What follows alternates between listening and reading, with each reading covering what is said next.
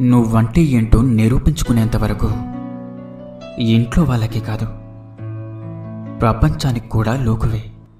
మీరు చేసిన పూజలకు ప్రతిఫలాన్నిచ్చే భగవంతుడు మీరు చేసిన పాపాలకు కూడా ఖచ్చితంగా ప్రతిఫలాన్నిచ్చే తీరుతాడు. అడగకుండానే చెప్పడం అవివేకం, అడిగితే తెలిసి కూడా చెప్పకపోవడం అహంకారం. మీరు చెప్పేది నిజమే అయినా ఎదుటి మనిషి వినడానికి ఇష్టపడనప్పుడు చెప్పకపోవడమే మంచిది. అడవిలో పరిస్థితులు ఎలా ఉన్నప్పటికీ సింహం మాత్రం గడ్డి మేయదు. కష్టపడి బ్రతికేవాడు జీవితంలో ఎప్పుడూ తలదించుకోవాల్సిన అవసరం ఉండదు.